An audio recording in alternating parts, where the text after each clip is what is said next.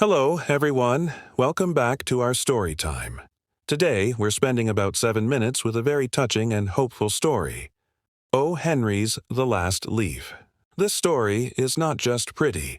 It's full of great English sentences that are perfect for your English learning. So, get comfortable, grab a warm drink, and let's explore this old story together. A look at old New York, Greenwich Village. Our story takes us to Greenwich Village, New York City, a long time ago. It wasn't full of tall buildings then. It was a nice place with small, winding streets and old brick houses. Many artists, writers, and dreamers lived there. They liked the idea of sharing dreams and finding cheap places to live. Imagine the lively energy, the talks, and the challenges in those small, often cold homes. This interesting place is where our sad but hopeful story happens. Meet Johnsy and Sue, friends in hard times. In one of these simple small studios, we meet Johnsy. She's a young artist with big dreams, but her dreams stop suddenly when she gets very sick with pneumonia. Back then, pneumonia was a very serious illness, especially in the cold New York winters. As Johnsy's body gets weaker, her hope also starts to fade. She lies in bed, looking out her window, always watching an old ivy plant on the brick wall outside.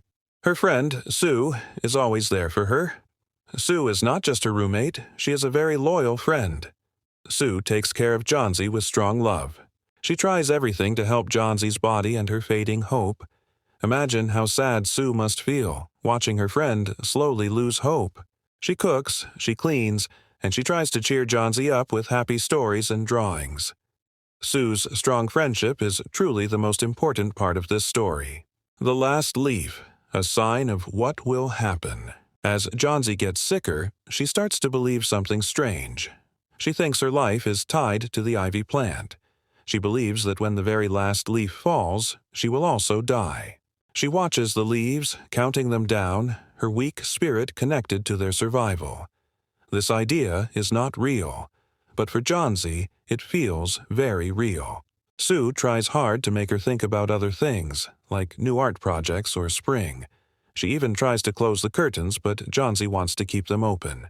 She wants to face what she believes is her end. She keeps looking at those few leaves, and Sue feels completely helpless because of this sad belief. Mr. Berman, the hidden artist. Now, let's meet Mr. Berman. He is an old painter who lives downstairs. He is a bit grumpy and often talks about how he hasn't made his great masterpiece yet. He always says he will paint a work of art that will make him famous forever. But year after year, his canvas stays empty, or his tries are never good enough for his big ideas. But deep inside, under his grumpy outside, Mr. Berman has a lot of kindness. When he hears about Johnsy's strange idea, something changes in him. He sees her youth fading away, lost in sadness, and he decides he must help. Mr. Berman is going to show us that true art is not always about being famous or rich.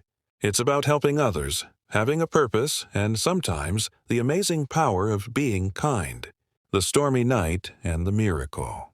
Then comes a night with very bad weather. A heavy rain hits the windows, pushed by a strong, loud wind. Sue feels very sad. She is sure the last few leaves will be gone by morning.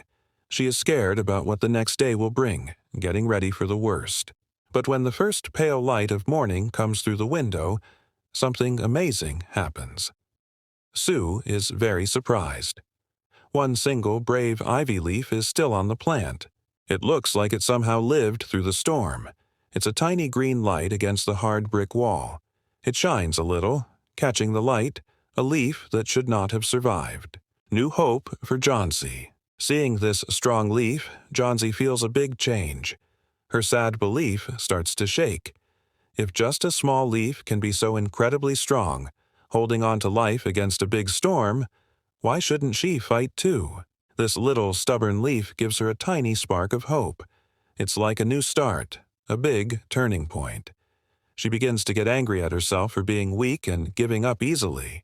Slowly, with effort, her desire to live starts to come back.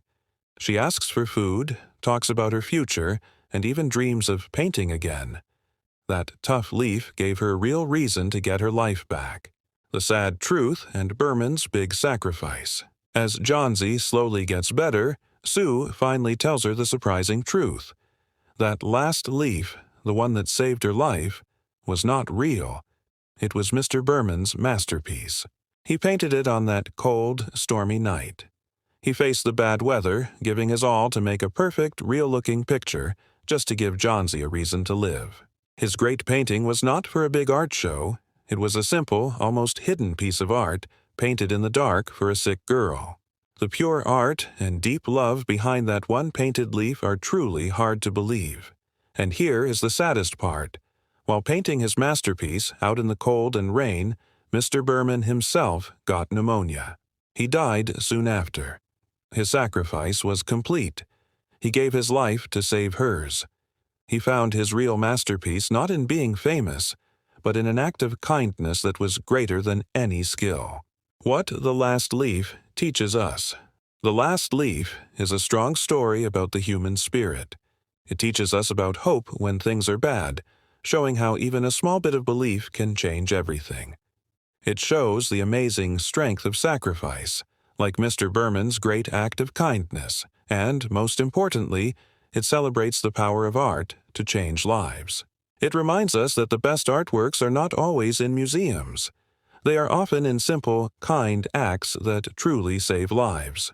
This story is great not just for its plot, it's also a jewel for English learners.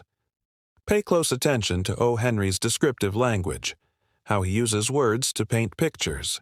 Also, notice his touching ideas about people and life. These are excellent examples of how to use English well. I hope you've learned to appreciate The Last Leaf even more and found this talk helpful for your English studies. What parts of the story touched you the most or made you think?